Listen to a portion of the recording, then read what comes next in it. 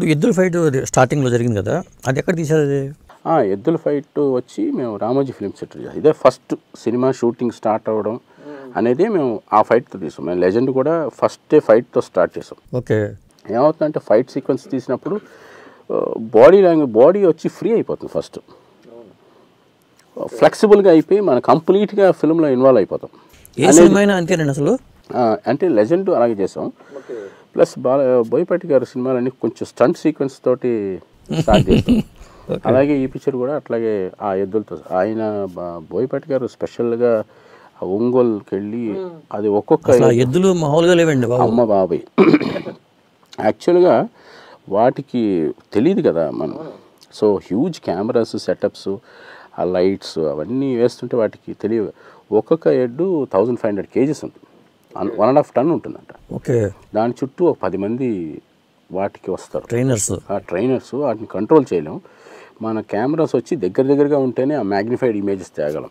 వచ్చి కెమెరాని కొట్టుకుంది అనుకోండి. లాస్ట్ క్లైమాక్స్లో కూడా దానికి మెయిన్ చీఫ్ ఒక ఆయన ఉన్నారు. ఆయన ఊరైనా బాగా ఎడ్ల మీద ఆయనకి చాలా ప్యాషన్ అనుకుంటా. ఓకే. వాటితోటి లాస్ట్ మేము ఈ విలన్ కిల్ చేసే సీన్కి ఇంకా మ్యాక్సిమం సినిమాలో టెంపో క్రియేట్ చేసే టైంలో అది ఎక్స్ట్రీమ్ స్పీడ్ తోటి రావాలని కదా. వచ్చినప్పుడు యాక్చువల్గా రోప్స్ వేసి కంట్రోల్ చేస్తాం. ఇప్పుడు యాక్చువల్గా సినిమాలో కనిపించదు కానీ ఒక 15 మంది దాని మెడలో రోప్స్ వేసి ఇటు అటు లాగి పట్టుకుంటే అలా వచ్చింది అది. ఓకే. లేకపోతే డెఫినెట్గా ఎవరో ఒకరు లేచి వచ్చినప్పుడు సడన్గా అది ఒకటి రివర్స్ అయింది. మీరు చూసుంటారు మీరు అట్లా అన్నప్పుడు ఆయన పడి వెళ్ళి కాలువలో పడిపోయాడు. ఓకే. నేను అనుకున్నాను ఆయన అవుట్.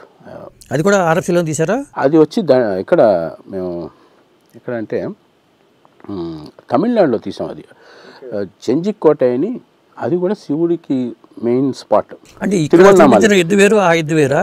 లేదండి, ఈ ఫస్ట్ సినిమాలో బిగినింగ్ నుంచి ఎండ్ వరకు ఆ 2 ఎడ్లే. ఆ 2 ఎడ్లు మళ్ళీ అక్కడ తీసుకెళ్లారా? మళ్ళీ ఇక్కడ నుంచి మొత్తం ఒక 20 మంది దాన్ని తీసుకొని లారీలో ఎక్కించుకొని దానికి 2 లక్షలు 3 లక్షలు దాని ట్రాన్స్పోర్ట్. ఓకే.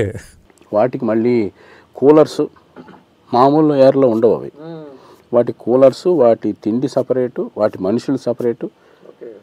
అమ్మో చాలా పెద్ద అరేంజ్మెంట్. అది ఇలా అనేసరికి అతను స్లిప్ అయ్యి ఒక డ్రైనేజ్లో పడిపోయాడు ఆయన. అంటే ఓపెన్ కాలువ లాగా ఉంది ఇలాగా వీ షేప్లో, దాంట్లో వెళ్ళి పడిపోయాడు. మేము కెమెరాలు ఆపలేము. అది చూడటానికి మన దగ్గరికి వెళ్తే అది మనల్ని ఇది చేస్తుంది. మొత్తాన్ని కంట్రోల్ చేసి చూస్తే ఆయన సేఫ్. ఓకే. ఇలాంటివి ఇన్సిడెంట్స్ అన్నీ అంటే యాక్షన్ చేయడానికి అంత నెసెసరీ అనిపించింది సినిమాకి. పైగా ఎద్దులకి ఇంపార్టెన్స్ ఉంది కదా. నందీశ్వరుడు, శివుడు అంటేనే నందీశ్వరుడు ఉండాలి. మరి ఆలోచన రావటం అనేది గొప్ప విషయం.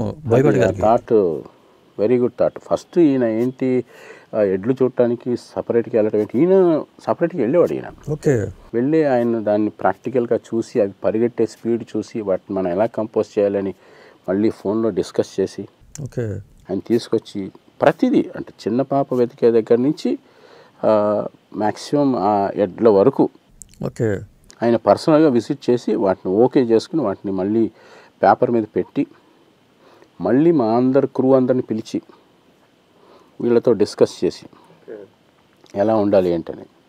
సో ఇంత plan. It is not only 1 person 1 show, సమిష్టిగా అందరు కలిసి దాని మీద వర్క్ చేసాం. That's amazing working style. Maybe అట్లాగే చేయాలేమో సినిమాలన్నీ. ఇలా చేస్తేనే మనం. మీరు ఫస్ట్ టైం ఎడ్లతోనూ వీటితోనూ డీల్ చేయడం అనేది అక్కడ హార్స్ తోటి ఇంతకుముందు చేసాం. అది కొండవీడి దొంగ, ఓకే, అది చిరంజీవి గారి హార్స్ రైడింగ్ అవన్నీ.